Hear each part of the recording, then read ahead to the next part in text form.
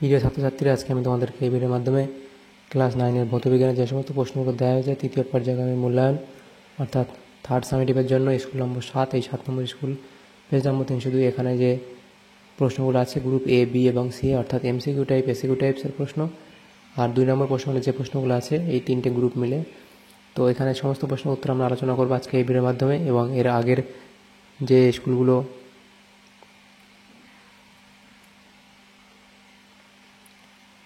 দেখো, আজকে আমাদের 7 নম্বর স্কুলে যে প্রশ্নগুলো আছে, 7 নম্বর স্কুল কী বলা হয়েছে, গ্রুপ এ এর মধ্যে আমাদের এখানে 13টা এমসিকিউ টাইপ প্রশ্ন দেওয়া হয়েছে। 13 নম্বর বিভাজন করা হয়েছে। প্রথম দাগে 1-এর দাগে সঠিক উত্তরটি নির্বাচন করে লেখো। প্রথম প্রশ্ন বলা আছে, দৈর্ঘ্য পরিমাপের সবচেয়ে বড় একক হলো কি? মিটার, আলোকবর্ষ, কিলোমিটার নাকি পারসেক? সঠিক উত্তর হবে অপশান ডি অর্থাৎ পারসেক। এরপরে আছে প্রশ্ন, পৃষ্ঠটানের মাত্রিয় সংকেত হলো, এটা হবে m(t⁻²). একটি বস্তুর ওপর উত্তর দিকে 20 নিউটন বল প্রয়োগ করা হলো, বস্তুটির ওপর পূর্বাভিমুখে ক্রিয়াশীল বলের মান হবে কত? 0। এরপরের প্রশ্ন আছে, m ভর বিশিষ্ট কোনো বস্তুর গতিশক্তি E ও ভরবেগ p হলে p = কত? তো এটা হবে √2mE।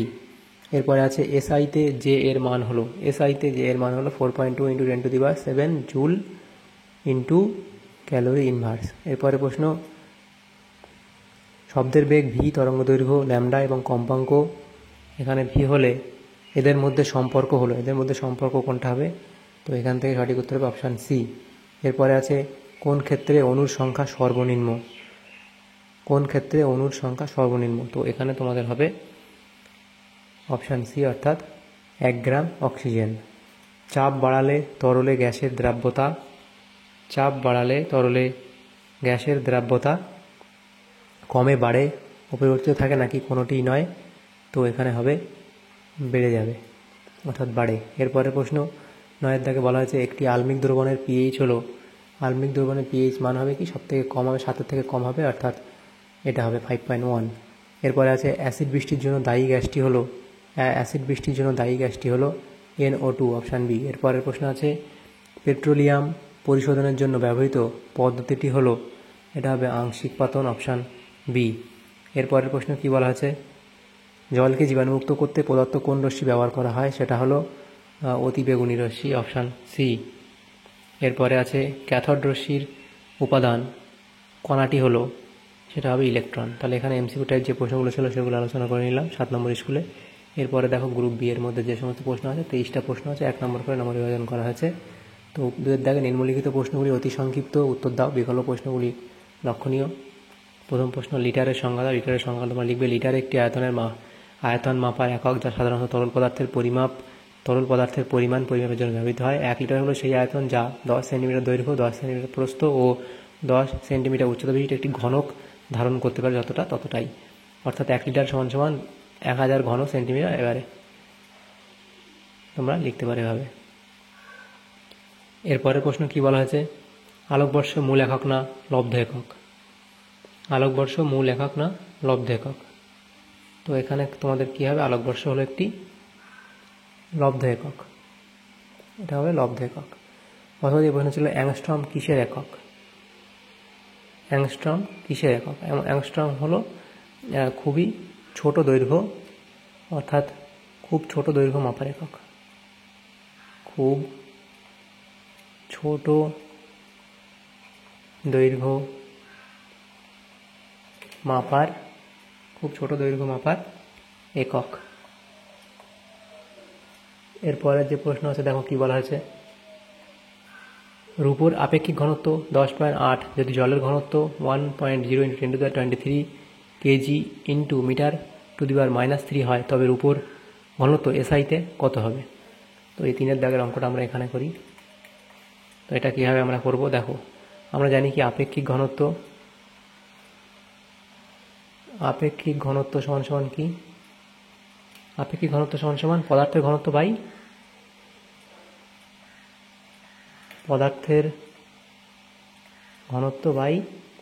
জলের ঘনত্ব।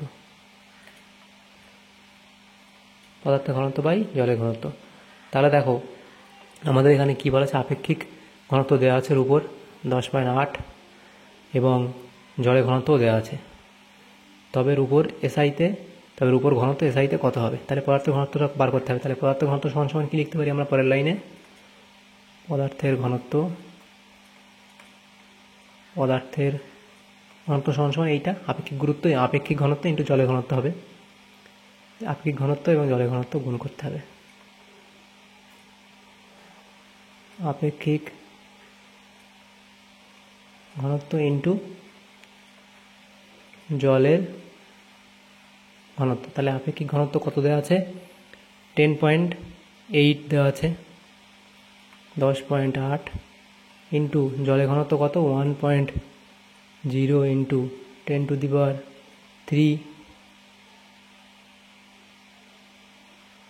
kg/m³ লিখতে পারি আমরা। এটা গুণ করলে আমাদের আসে কত, 10800 kg/m³। তাহলে এখানে রূপর ঘনত্ব কত, পদার্থ ঘনত্ব অর্থাৎ রূপর ঘনত্ব কত হবে 10800 kg/m³, এটা হবে। এর পরের প্রশ্ন কি বলা যায় দেখো, 900 কেজি ভরের একটি বাস স্ট্যান্ডে দাঁড়িয়ে আছে, বাসটির রৈখিক ভরবেগ কত। তো 4 দাগের অঙ্কটা এখানে আমরা করি। বাসের রৈখিক ভরবেগ কত হবে।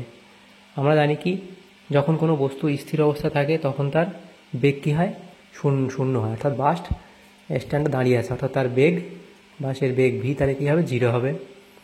এবং তারপরে আমরা কি আর কি বলতে পারি, বাস যদি দাঁড়িয়ে থাকে তখন, তাহলে আমাদের যদি বেগ যদি 0 হয় তাহলে আমাদের ভরবেগ কী হয়, বাসের ভরবেগটা কী হয়, ভর ইন্টু বেগ। বাসের ভর যাই হোক না কেন, 900 কেজি সে যাই হোক, আমাদের বেগ যদি 0 হয় তাহলে 0-র সাথে সেটাই গুণ করি, আমাদের 0 আসে। তাহলে আমাদের ভরবেগ কত হবে, অবশ্যই সবসময় বাস যখন দাঁড়িয়ে আছে তখন তার বাসটির রৈখিক ভরবেগ কত হবে, তাহলে রৈখিক ভরবেগ 0 হবে। কেন হবে সেটা বলে দিলাম। এরপরে অথবা দিয়ে প্রশ্ন ছিল, ভরবেগ স্কেলার না ভেক্টর রাশি। ভরবেগ হলো একটা ভেক্টর রাশি, কারণ কি, ভরে এর মান ও দিক উভয় আছে। বলের এসআই ও সিজিএস একক দুটির মধ্যে সম্পর্কটি লেখো। 5 দাগের অঙ্কটা এখানে করি। বলের সিজিএস ও এসআই এককের মধ্যে সম্পর্ক হলো, দেখো সিজিএস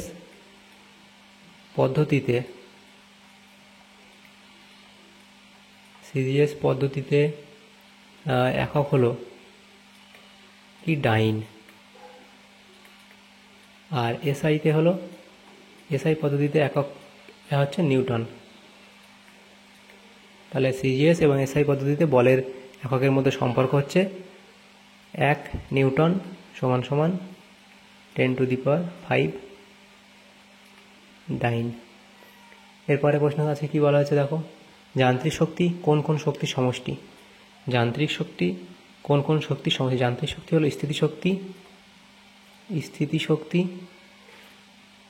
স্থিতিশক্তি ও গতিশক্তির সমষ্টি।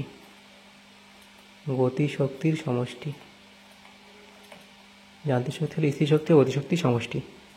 এরপরে দেখো প্রশ্ন আছে, 5 কেজি ভরের কোনো বস্তুকে 5 মিটার উপরে তুলতে কী পরিমাণ স্থিতিশক্তি বস্তুতে সঞ্চিত হয়। তাহলে এটা কী বলা আছে দেখো, 5 কেজি ভরে কোনো বস্তুকে 5 মিটার উপরে তুলতে কী পরিমাণ স্থিতিশক্তি বস্তুতে সঞ্চিত হবে। তো সেটা আমরা কী করে বার করবো, স্থিতিশক্তি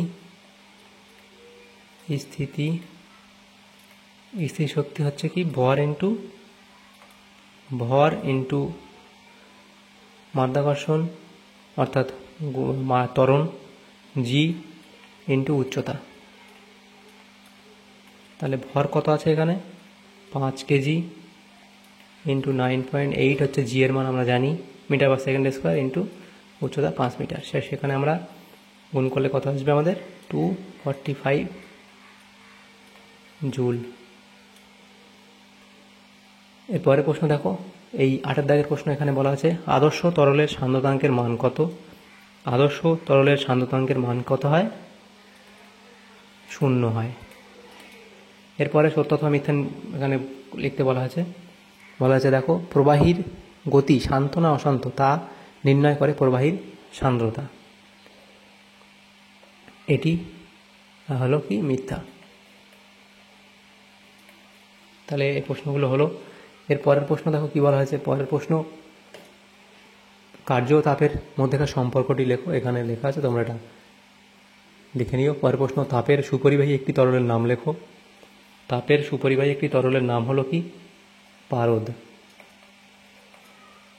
তারপরে কম্পাঙ্কের এখানে কি বলা আছে? কম্পাঙ্কের একক লেখো। কম্পাঙ্কের একক হচ্ছে হার্জ।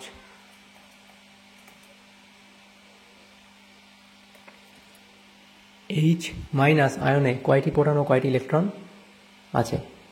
দেখো, এইচ মাইনাস আয়নে কয়টি প্রোটন ও কয়টি ইলেকট্রন আছে? তাহলে দেখো, এইচ মাইনাস আয়নে একটি প্রোটন ও দুইটি ইলেকট্রন আছে। এরপরে প্রশ্ন শূন্যস্থান পূরণ করো। 2 মোল অ্যামোনিয়া অণুর ভর কত? 2 মোল অ্যামোনিয়া অণুর ভর কত? এই অঙ্কটা আমরা এখানে তোমাদেরকে করে দেখিয়ে দিই। 2 মোল অ্যামোনিয়া অণুর ভর কত? অ্যামোনিয়ার রাসায়নিক সূত্র কি হয়? অ্যামোনিয়ার রাসায়নিক সূত্র NH3। এবার নাইট্রোজেন, এই N এর পারমাণবিক ভর কত? N এর নাইট্রোজেনের পারমাণবিক ভর, N এর পারমাণবিক ভর কত? আমরা জানি 14। এবং হাইড্রোজেন এর পারমাণবিক ভর কত? সেটা হচ্ছে 1। তাহলে সুতরাং অতএব অ্যামোনিয়া অণুর মোট ভর কত? অ্যামোনিয়া অণুর মোট ভর কত হবে? তো N দেখো একটা আছে, তাহলে 1 × 14। আর হাইড্রোজেন কটা? 3টে আছে, 3 × হাইড্রোজেনের কত ভর? 1। তাহলে 14 আর 3 17 হবে আমাদের এখানে টোটাল 17 গ্রাম পার মোল। তাহলে আমাদের এখানে এক অণুর, এটা হলো যে অ্যামোনিয়ার অণুর মোট ভর, একটা অণুর এত ভর। তাহলে 2 মোল অ্যামোনিয়া অণুর বলেছে, তাহলে 2 মোল অ্যামোনিয়া অণুর মোট ভর কত হবে? এটাকে আমাদেরকে 2 দিয়ে গুণ করে দিতে হবে। 17 × 2 অর্থাৎ 34 গ্রাম পার মোল। তাহলে আমাদের এখানে এই প্রশ্নের উত্তর কত হবে? 34 গ্রাম পার মোল। 34 গ্রাম পার মোল। অথবা যে প্রশ্ন ছিল, পদার্থের পরিমাণের এসআই একক কী? পদার্থের পরিমাণের এসআই একক হলো মোল। এরপরে প্রশ্ন, একটি তরল এরোসলের নাম লেখো। একটি তরল এরোসল হলো, তোমরা এখানে লিখতে পারো, তরল এরোসল হচ্ছে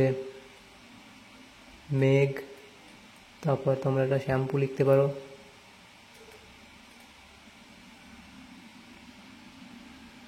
তারপরে তোমরা কুয়াশা লিখতে পারো।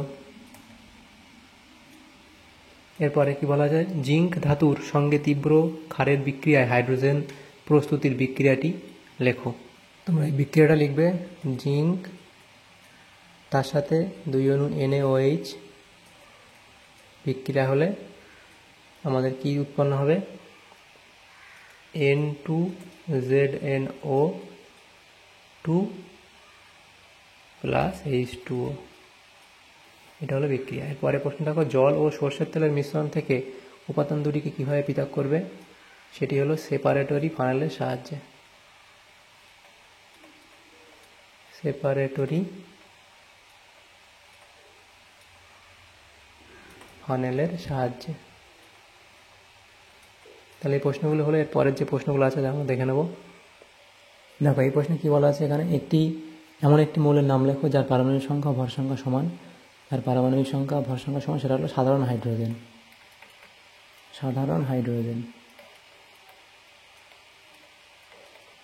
তোমরা হাইড্রোজেন লিখলেও হবে। যে হাইড্রোজেনের যে একটি মৌলের নাম লেখো যার পারমাণবিক সংখ্যা ভর সংখ্যা সমান, সেটা হচ্ছে হাইড্রোজেন লিখতে পারো, অথবা সাধারণ হাইড্রোজেনও তোমরা লিখতে পারো। কারণ হাইড্রোজেনের 3টে আইসোটোপ হয়, সেই কারণে তোমরা সাধারণ হাইড্রোজেনটা লিখতে পারো প্রথমটাই। অর্থাৎ এই প্রশ্ন ছিল, একটি পরমাণুর উদাহরণ দাও যার নিউক্লিয়াসে সমান সংখ্যক প্রোটন ও নিউট্রন থাকে। সেটা হলো কি? হিলিয়াম।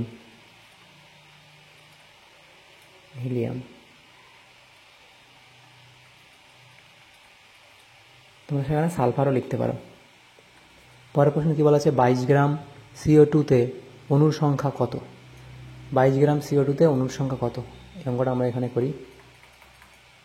22 গ্রাম CO2-তে অণুর সংখ্যা কত? আচ্ছা, এখানে করি অঙ্কটা। XV এখানে 22 গ্রাম CO2-তে অণুর সংখ্যা কত? CO2 এর মোলার ভর আমাদের বার করতে হবে প্রথমে। CO2 এর মোলার ভর কত? আমরা কার্বনের জানি কত, 12। এখানে একটা কার্বন আছে, অর্থাৎ 1 × 1 প্লাস অক্সিজেনের কত, 16। কটা আছে, 2 × 2, তাহলে আমাদের গুণ করলে 12 আর 16 2 32, 32 আর 12 কত, 44 গ্রাম পার মোল। এটা হলো তাহলে মোলার ভর, CO2 এর মোলার ভর। আমাদের 22 গ্রাম CO2 এর বার করতে বলেছে। এবার আমরা জানি কি 44 গ্রাম CO2, 40 গ্রাম CO2-তে অণুর সংখ্যা কত জানি আমরা? অণুর সংখ্যা সেটা হচ্ছে কি অ্যাভোগাড্রো সংখ্যা।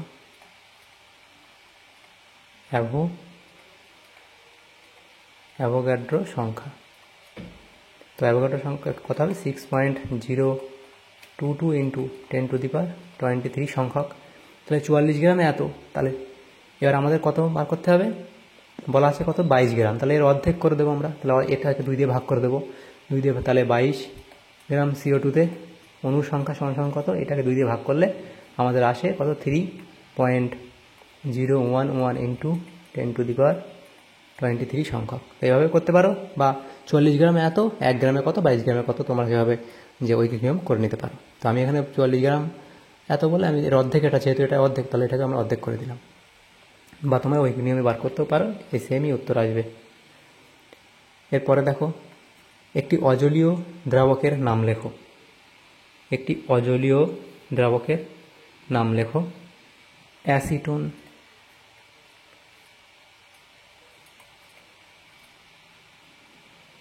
অ্যালকোহল। দেখো এখানে অথবা দিয়ে প্রশ্ন ছিল কি, 20 ক্লাসের একটি প্রয়োগ উল্লেখ করো। তো এখানে তোমাদের দেওয়া আছে, তোমরা এটা লিখে নিও। এরপরে প্রশ্ন বলা হচ্ছে, দেখো, বলয় পরীক্ষা দ্বারা কোন অ্যাসিডকে শনাক্ত করা হয়?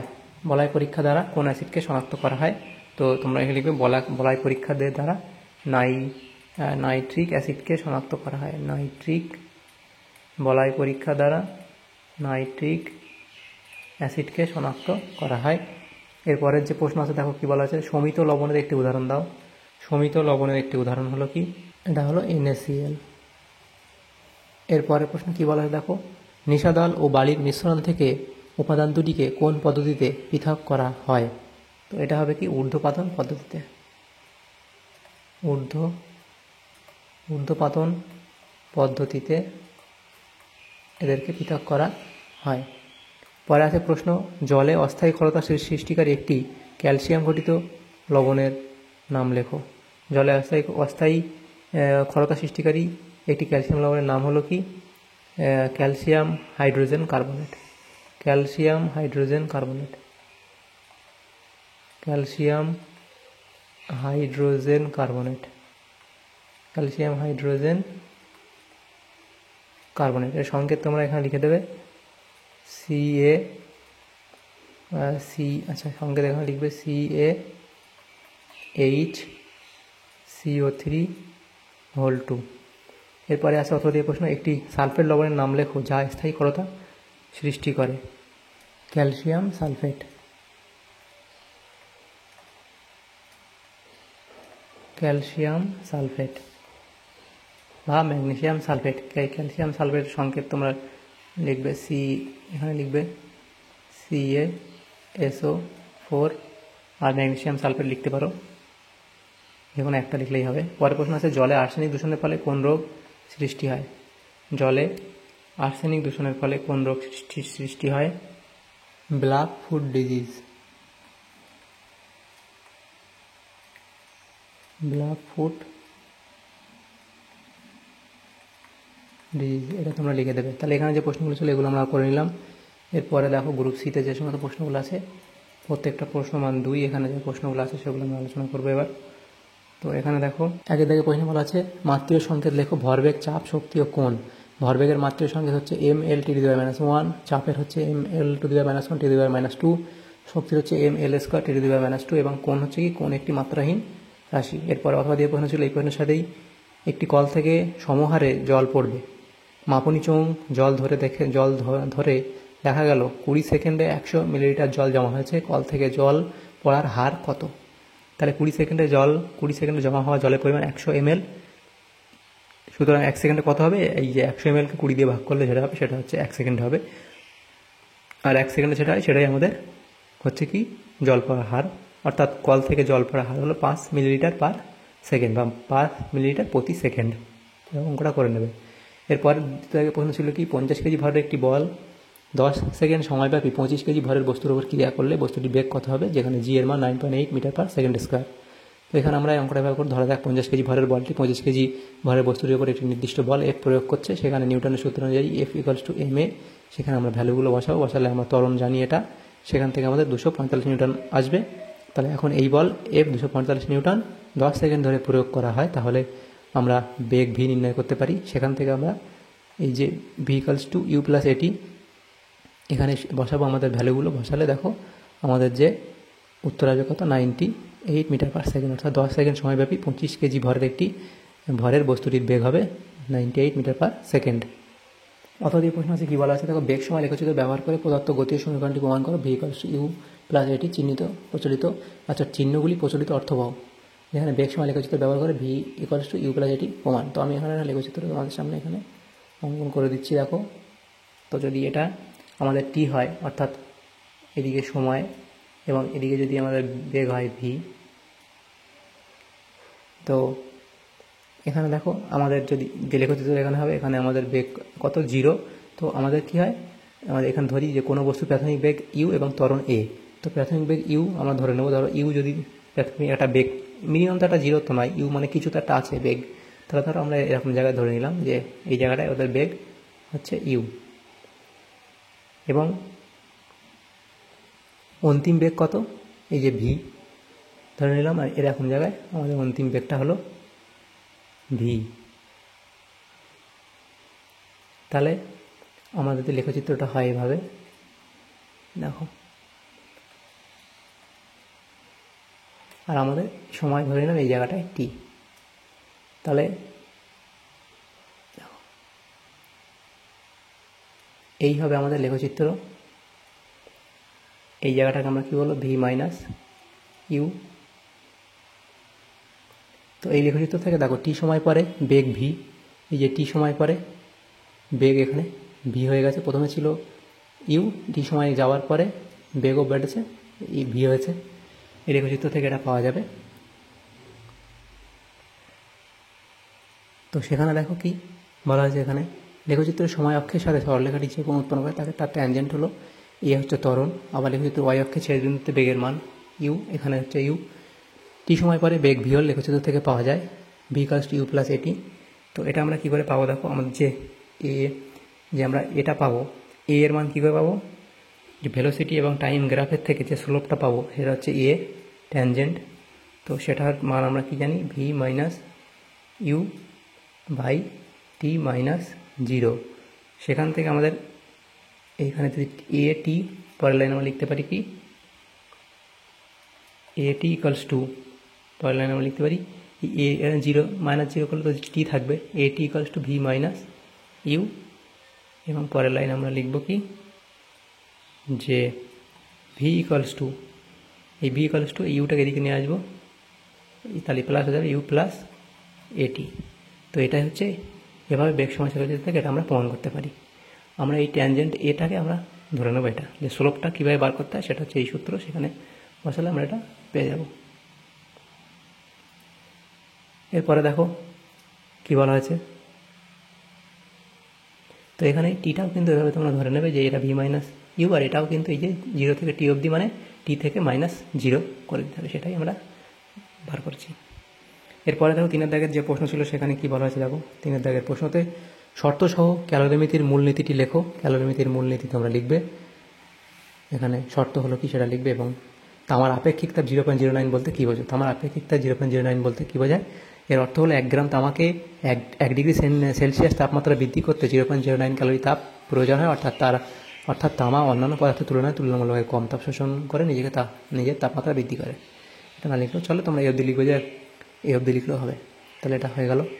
এরপরে প্রশ্ন দেখো 4 থেকে বলা আছে একটি সুষলাকার পর্যায়কাল 1/512 সেকেন্ড। সুষলাকাটির কম্পাঙ্ক কত?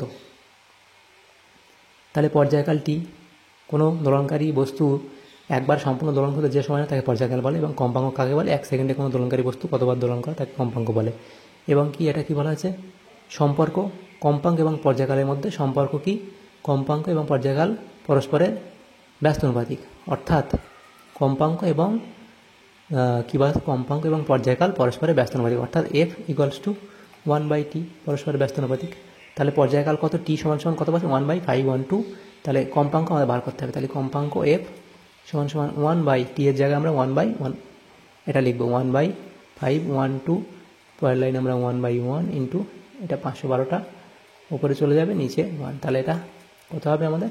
512 হার্টজ হবে। এই যে, তো সেটাই আমরা এখানে করেছি অঙ্কটা। এরপরে এখানে দেখো, সুতরাং এর কম্পাঙ্ক হবে 512 হার্টজ। পরের প্রশ্ন, কার্যহীন বল কি? কার্যহীন বল কি? উদাহরণ দাও। কার্যহীন বল কাকে বলে লিখবে এবং তার উদাহরণ এখানে তোমরা দিয়ে দেবে। এরপরে দেখো 6 দাগে যে প্রশ্ন, M ও 4M ভরের দুটি বস্তুর গতিশক্তির অনুপাত 2:1 হলে তাদের ভরবেগের অনুপাত কত হবে? তো এই অঙ্কটা তোমাদের করতে হবে। তো এখানে দেখো আমাদের কি কি দেওয়া আছে। পদার্থ বলে লিখতে হবে প্রথমে। পদার্থ, এখানে প্রথম বস্তুর ভর M, প্রথম বস্তুর ভর হচ্ছে কত? M, এবং দ্বিতীয় বস্তুর ভর কত? প্রথম বস্তুর ভর M, দ্বিতীয় বস্তুর ভর 4M। এবং গতিশক্তির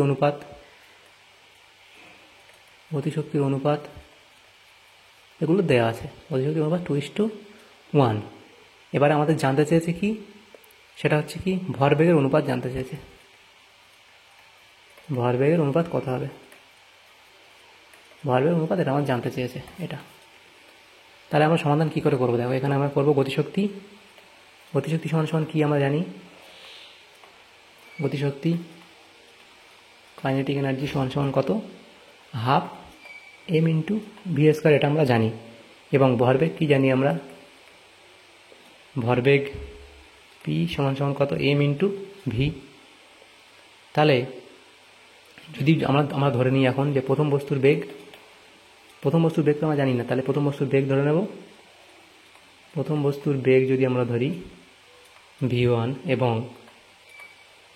দ্বিতীয় বস্তুর বেগ যদি আমরা ধরি v2, দ্বিতীয় বস্তুর বেগ যদি আমরা v2 ধরি, v1 এবং v2 ধরে নিই দুটো, তাহলে আমাদের যেগুলো তত্ত্ব দেওয়া আছে সেখান থেকে আমরা কি বার করতে পারবো? যে দুটোর কাইনেটিক এনার্জি, এই যে দেওয়া আছে আমাদের যে অনুপাত, গতিশক্তির অনুপাত, তাহলে আমাদের প্রথমটার গতিশক্তি কত হবে? প্রথমটার গতিশক্তির অনুপাত কত হবে? 1/2 mv²। তাহলে প্রথম বস্তুর ক্ষেত্রে 1/2, এর m হচ্ছে কত? m1, এই m হচ্ছে m, আর এটা হচ্ছে v1 এর স্কোয়ার। নিচে কি লিখতে পারি? এখানে 1/2 ইন্টু এই m এর জায়গায় কি লিখবো? 4m, দ্বিতীয় বস্তুর ভর 4m, আর এটা হচ্ছে কত? v2 তার স্কোয়ার। এই দুটোর অনুপাত কত দেওয়া আছে? 2:1 দেওয়া আছে। তো এটা হচ্ছে কি? গতিশক্তির অনুপাত। এটা দেওয়া আছে গতিশক্তির অনুপাত, সেটা থেকে আমরা এটা লিখলাম। এটা দেখো, এটা লিখতে পারি। তাহলে লিখলে পরের লাইন আমরা কি করব? এটা যদি আমরা সরল করি তাহলে এটা কাটবে, m কাটবে, তাহলে v1² বাই v2² সমান 4×2 8/1। অতএব আমরা লিখতে পারি যে v1 বাই v2 সমান √8/1। √8কে আমরা লিখতে পারি 2√2 লিখতে পারি, বাই 1 লিখতে পারি। তাহলে v1 এর কত গতিশক্তি, v1 এর বেগ কত? এত, এবং v2 এর বেগ এত। তাহলে আমাদের ভরবেগের অনুপাত চেয়েছে। তাহলে প্রথম ভরবেগের অনুপাত কত হবে? ভরবেগের অনুপাত সমান সমান কী হবে, প্রথমটার ভরবেগ, প্রথমটা m ইন্টু v1 বাই দ্বিতীয় বস্তুর হচ্ছে 4m ভর এবং বেগ v2। তাহলে এখানে mm কাটলো, এই v1 এর জায়গায় 2√2 বসালাম এবং নিচে আমাদের v2 এর মান কত 4 × 1 বসালাম। তাহলে 2 কাটলে √2/2। তাহলে তাদের ভরবেগের অনুপাত কত হবে, √2/2। সেখান থেকে তোমরা আবার লিখতে পারো এই নিচের √2টাকে শুধু 2টাকে √2 × √2 লিখতে পারো, √2 × √2 অর্থাৎ 2। সেখান থেকে একটা কেটে গেলে 1/√2 লিখতে পারো, অর্থাৎ উত্তর হবে কত 1/√2। তাদের ভরবেগের অনুপাত হবে কত 1/√2। তো এভাবে তোমরা এটা করে নেবে এই অঙ্কটা। এরপরের যে প্রশ্ন আছে দেখো, বলা আছে হুকের সূত্রটি ব্যাখ্যা করো। হুকের সূত্রটি তোমরা ব্যাখ্যা করবে, এফ দিয়ে লিখবে। পরের প্রশ্ন, স্থিতিস্থাপক গুণাঙ্ক কোন রাশি এককের সঙ্গে অভিন্ন এবং এদের এসআই এককটি লেখো। স্থিতিস্থাপক গুণাঙ্ক চাপ অর্থাৎ স্ট্রেস এর এককের সঙ্গে অভিন্ন, অর্থাৎ এর একক পাস্কাল এবং এরও একক পাস্কাল। তো স্থিতিস্থাপক গুণাঙ্ক এসআই একক হচ্ছে পাস্কাল এবং বা নিউটন পার মিটার স্কয়ার বা নিউটন প্রতি বর্গমিটার, এবং স্থিতিস্থাপক গুণাঙ্ক একক পাস্কাল এর চাপ এককের সঙ্গে অভিন্ন। অথবা তোমার এটা লিখতে পারো পীড়ন এবং বিকৃতি এককের সঙ্গে স্থিতিস্থাপক গুণাঙ্ক অভিন্ন, এদের এসআই একক পাস্কাল, এটাও লিখতে পারো তোমরা। বিকৃতি বা পীড়নের সাথে স্থিতিস্থাপক গুণাঙ্কের যে একক সেটা সমান। এরপরে প্রশ্ন আছে 235x90 পরমাণুতে একটি প্রোটন যোগ করলে অন্য একটি পরমাণু তৈরি হবে, OI গঠন হবে, যার OI পরমাণুর পারমাণবিক সংখ্যা ও ভর সংখ্যা নির্ণয় করো। তাহলে দেখো মূল পরমাণু এত ছিল, এর ভর সংখ্যা কত, উপরে যেটা থাকে সেটা ভর সংখ্যা 235, এবং পারমাণবিক সংখ্যা কত, নিচে যেটা থাকে সেটা হচ্ছে পারমাণবিক সংখ্যা। পারমাণবিক সংখ্যা মানেই কি প্রোটন সংখ্যা, অর্থাৎ এখানে 90টি প্রোটন আছে এবং একটি প্রোটন যোগ করা হয়েছে, অর্থাৎ একটি প্রোটন যোগ করা হবে মানে কত হবে, তার পারমাণবিক সংখ্যা 91 হয়ে যাবে। এবং এখানে পরমাণুর ভর সংখ্যা কত হবে, 235 ছিল। ভর সংখ্যা মানে কি প্রোটন সংখ্যা প্লাস ইলেকট্রন সংখ্যা। তাই এখানে যেহেতু এটা একটা বেড়েছে প্রোটন সংখ্যা, তাহলে এদিকেও আমাদের 1 বাড়বে, তাহলে 236 হবে। তাহলে পরমাণুর পারমাণবিক সংখ্যা 91 এবং ভর সংখ্যা 236 হয়ে যাবে। এরপরে যে প্রশ্ন ছিল 10 দাগের প্রশ্ন, সেখানে যে প্রশ্ন 10 দাগে বলা হয়েছে দেখো, 10 দাগে বলা হয়েছে 3.011 × এটা হবে 10⁻22 সংখ্যক অক্সিজেন পরমাণু ভর নির্ণয় করো, যেখানে অক্সিজেন বলেছে 16U। এবং এখানে তাহলে আমরা কীভাবে অঙ্কটা করব, দেখো আমাদের জানি অ্যাভোগাড্রো সংখ্যক পরমাণুকে 1 মোল বলা হয়, অর্থাৎ 6.022 × 10⁻23 এই সংখ্যক পরমাণুকে 1 মোল বলা হয়। আমরা জানি পরমাণুকে আমরা 1 মোল বলি,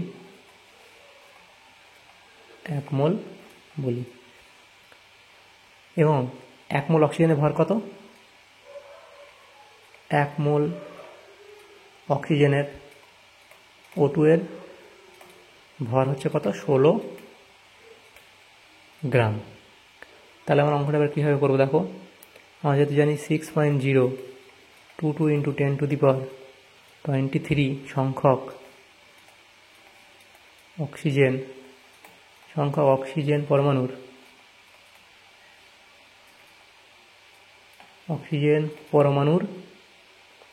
ভর 16 গ্রাম। এত সংখ্যক অক্সিজেন পরমাণু ভর 16 গ্রাম, এত সংখ্যক অক্সিজেন পরমাণু ভর হচ্ছে 16 গ্রাম। এবং তাহলে এবার যেটা বলা আছে 3.011 × 10⁻22 সংখ্যক অক্সিজেন পরমাণুর ভর কত, তাহলে 16 × 3.011 × 10⁻22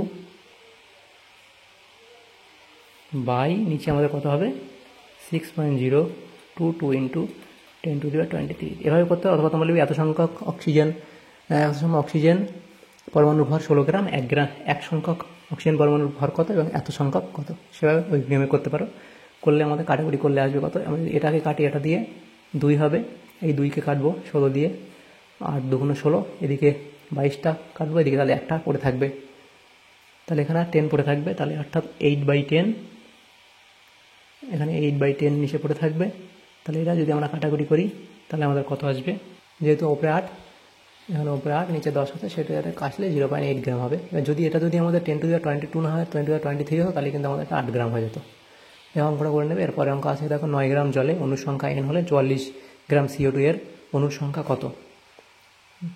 আমরা কি জানি যে একই পরিমাণে গ্রামে থাকা অণুর সংখ্যা যৌগের মোলার ভরের উপর নির্দেশ করে। এবং এটা তো আমরা কীভাবে করবো, দেখো জলের মোলার ভর কত আমরা জানি। জলের মোলার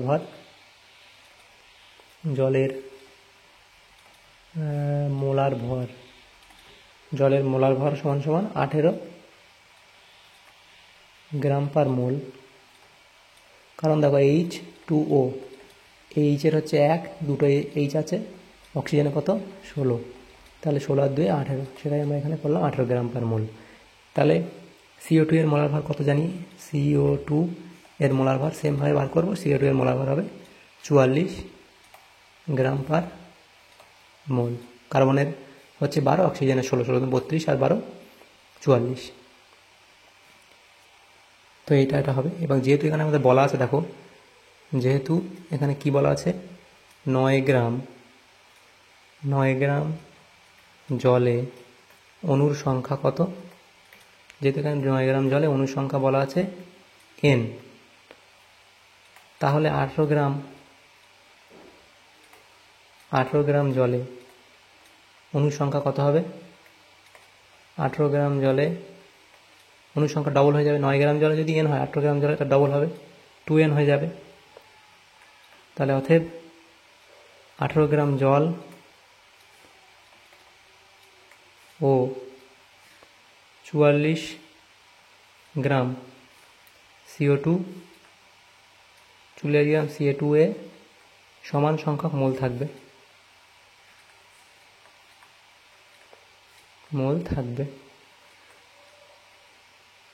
অতএব 44 গ্রাম CO2 অণুর সংখ্যা হবে, যেহেতু ওপরে দেখো n সংখ্যা 18 গ্রামের জলে 2n আছে, 18 গ্রাম এবং 40 গ্রামে যদি সমান হয়, তাহলে দেখো 44 গ্রাম CO2 আমাদের 2n সংখ্যক হবে। এভাবে অঙ্কটা করে নেবে। এরপরে প্রশ্ন আছে, দেখো বলা আছে 20 ডিগ্রি সেন্টিগ্রেড এটা উষ্ণতায় খাদ্য লবণের দ্রাব্যতা 35 করাতে অর্থ কী, এটা লিখবে। কী উপায়ে একটি অসম্পৃক্ত দ্রবণকে সম্পৃক্ত দ্রবণে পরিণত করা যায়, দ্রাবকের পরিমাণ কমানো, দ্রব্যের পরিমাণ বাড়ানো, তাপমাত্রা কমানো ইত্যাদি। তারপরে প্রশ্ন, কপার ধাতুর সঙ্গে মধ্যম ঘন নাইট্রিক অ্যাসিডের বিক্রিয়ায় কী উৎপন্ন হয়, সমীকরণ সহ লেখো। এটা লিখবে এবং বিক্রিয়া কী তৈরি হয়েছে সেটাও এখানে লিখে দেবে। এরপরের যে প্রশ্ন আছে, দেখো কী বলা আছে, দেখো সাধারণ পাতন প্রক্রিয়ার পরিবর্তে আংশিক পাতন ব্যবহার করা হয় কেন, সেটা লিখবে। সাধারণ পাতন এবং আংশিক পাতন কেন ব্যবহার করা হয়। আংশিক পাতন ব্যবহারের কারণ তোমরা লিখবে যে বিভিন্ন তরলের মিশ্রণ পৃথক করা, শুদ্ধ তরল পদার্থ পাওয়া এবং পেট্রোলিয়াম শোধন। তারপরে ছিল ক্ষর জলের একটি নমুনায় Mg2+ ক্যাটায়ন আছে, এই জলে Mg2+ ক্যাটায়ন মুক্ত করতে কি করা হয়, সমীকরণ সহ লেখো, সেটা এই অবধি লিখে দেবে। তারপরে যে অথবা দিয়ে প্রশ্ন ছিল, এই প্রশ্নের সাথে ইউট্রোফিকেশন বলতে কী বোঝো। ইউট্রোফিকেশন হলো একটি জলের পরিবেশের ধীরে ধীরে সমৃদ্ধ হওয়ার প্রক্রিয়া, যেখানে জলে পুষ্টির উপাদান বিশেষ করে নাইট্রোজেন এবং ফসফরাসের পরিমাণ অতিরিক্ত বৃদ্ধি পায়। এই অতিরিক্ত পুষ্টির উপাদান শৈবালের অতিরিক্ত বৃদ্ধিকে উৎসাহিত করে, যার ফলে জলে অক্সিজেনের ঘাটতি সৃষ্টি হয় এবং অন্যান্য জীবের মৃত্যু ঘটতে পারে। ইউট্রোফিকেশনের কারণ কৃষি জমিতে রাসায়নিক সারের অতিরিক্ত ব্যবহার, শিল্প কারখানা থেকে নিশ্চিত এটা হবে তোমাদের শিল্প কারখানা থেকে নিশ্চিত দূষিত বর্জ্য বা পদার্থ লিখতে পারো। ঘরোয়া বর্জ্য জলে মেশে, সেটাই ইউট্রোফিকেশনের ফলাফল কী হয়, জলে অক্সিজেনের ঘাটতি ঘটে, জলজ জীবের মৃত্যু হয় এবং জলের গুণগত মানের অবনতি ঘটে। তো এটা লিখবে। তো এখানে যে সমস্ত প্রশ্নগুলো ছিল আমাদের বিভাগ ক, খ এবং গ এর মধ্যে 7 নম্বর স্কুলে ক্লাস 9 ভৌতবিজ্ঞানের সমস্ত প্রশ্ন আলোচনা আমরা করলাম। তো তোমাদের যদি সামান্যতম উপকার এসে থাকে, ভিডিওটা অবশ্যই লাইক করবে আর বেশি বেশি করে বন্ধুদের সাথে শেয়ার করবে এবং যদি তোমার চ্যানেলে নতুন থাকে অবশ্যই চ্যানেলটাকে সাবস্ক্রাইব করে রাখবে পরবর্তী স্কুলের প্রশ্নোত্তরগুলো পাওয়ার জন্য। Thanks for watching.